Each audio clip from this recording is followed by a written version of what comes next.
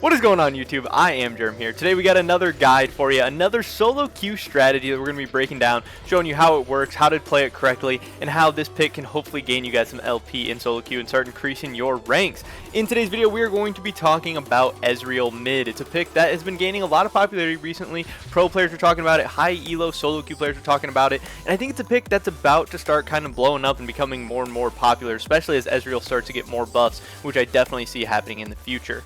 So this is a pick that doesn't have a very high win rate in solo queue right now. People are really kind of struggling on it, but the play rate's going up and it's starting to gain some buzz.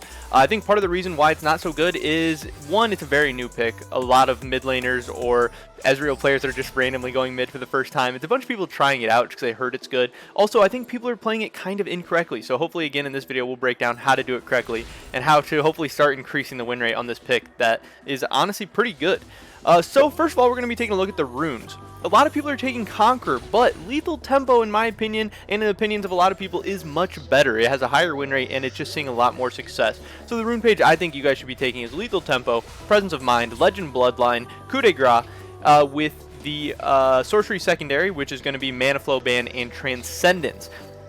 If you guys take this rune page, I think you'll start seeing a lot more success in this pick. I think it's a lot stronger. Ezreal's been getting a lot of attack speed buffs recently. They're trying to make him attack faster as kind of compensation buffs for, one, taking away Klepto, and then two, that he's been so weak recently, not really having a keystone. They're kind of pushing him onto Lethal Tempo rather than Conquer, which I think makes a little bit more sense on the Ezreal, and it will be really good, and you guys will start to see some improvement in your Ezreal games. I think Lethal Tempo is better as mid and AD carry, but since we're talking about the mid lane today, we're going to be going with that Lethal Tempo. As far as the sums, TP is always going to be really, really good on Ezreal. It's going to allow you to just farm up really safely in the early game. You're going to be able to sit back, catch waves, TP back whenever you want to just kind of get those item spikes that you need to be stronger in lane, to be able to CS better, to get more mana, to start stacking up your tier, all that stuff. But if you are against a matchup that you feel like could be killing you, could be threatening to you, you can take something like heal, which I also think would be fine as well. But I think in most instances you are really safe with your E, and you can farm from really far away with Q, so you probably shouldn't need a defensive summoner. I think TP is usually going to be your best bet, as you're just trying to farm up in the early game, get a couple items, and then have that really strong mid game that you're ready for. And to get there, you need all the gold, all the XP and stuff you can get. So TP is going to be your best bet usually. You're going to start out by maxing Q into E into W. That's pretty standard stuff for Ezreal. That E cooldown is going to be so good for you staying alive in fights and stuff, being able to hop around, jump around, be super mobile. And that's why Ezreal's so fun to play. Even when he's super bad, like he kind of is right now in AD carry and in mid lane, he's going to be super fun to play. He's always going to have that high play rate, going to be one of the more popular champions in League of Legends for a reason, and part of it is that E. And then going into the build, it's going to be a pretty standard Ezreal build, but some people are doing some different kind of wacky builds and stuff, and they're not having very much success. But the build I'm definitely going to recommend is Mana Moon into Lucidity Boots, Triforce as your second main item, then actually a Drakthar, because I think the lethality is pretty good on Ezreal once again, and Drakthar is an item that has a pretty decently high win rate on Ezreal. It is a solid item for the mid lane. That last item, your last offensive item, you can go something like Bloodthirster, Blade of the Ruin King, IE, whatever you're feeling. It kind of depends on team comp, what needs you need at the time, what's working out for you in that game. And then lastly, you're going to want to go a defensive item. You can go like GA, Maw of Malmortius, whatever works for you there. But mainly, you're really focusing on that 2-item power spike of Mana Moon, getting your tier stacked, and Triforce, and then Drakthar will also be that third item, really big power spike. After that, Ezreal starts falling off, so you're hoping it doesn't go much later than that. We have the weak early, and then you're kind of weak late game too, but that mid game you start to become a monster, and that's really where Ezreal takes over. You're going to be dealing the most damage in the game, you're going to be an absolute beast, and that's when you need to be winning games. But definitely the strategy with this pick is that you're farming through the early game, using that Q, staying safe. You're decently good into Assassins, which is really good for Ezreal right now, because there are a ton of Assassins in the mid lane looking to snowball off early kills, playing super aggressive. And if somebody starts threatening you, you just pop out, you E away, and then you're chilling far away.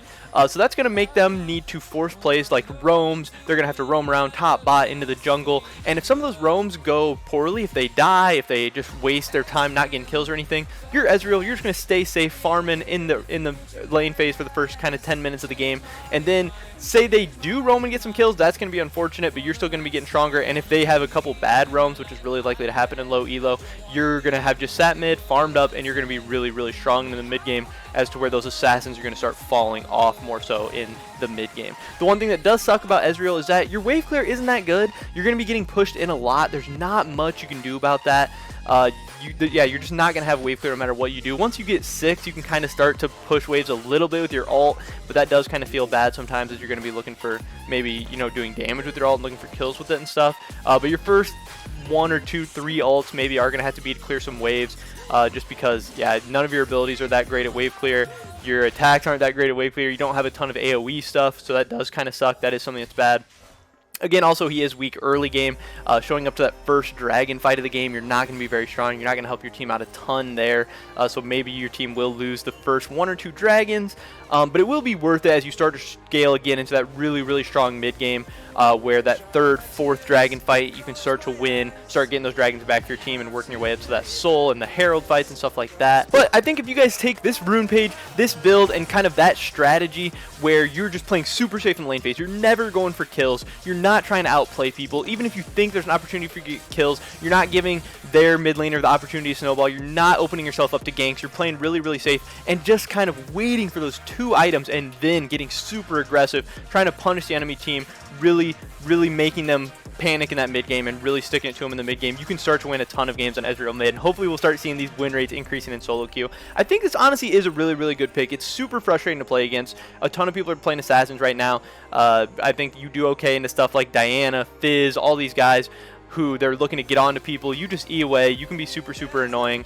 And you just make their life a hell, and then you do outscale those early aggressive picks, and you can be really, really strong. Even though this meta is kind of focused around early game and winning the game early and snowballing, where I think Ezreal does lack a little bit, I still think you can find a ton of success with this pick. So hopefully you guys learned something from this video, but that's pretty much it for this one today, guys. Definitely drop a like if you enjoyed. Leave a comment down below. What do you think about Ezreal mid? Are you going to be trying out? And if you do try it out in ranked, let me know how it goes. Also, subscribe to stay up to date on all my latest content. We got tons more guides, strategies, League of Legends videos of all different kinds coming to you guys in the very near future. So if that sounds great, hopefully I catch you guys in the next one. But until then, peace.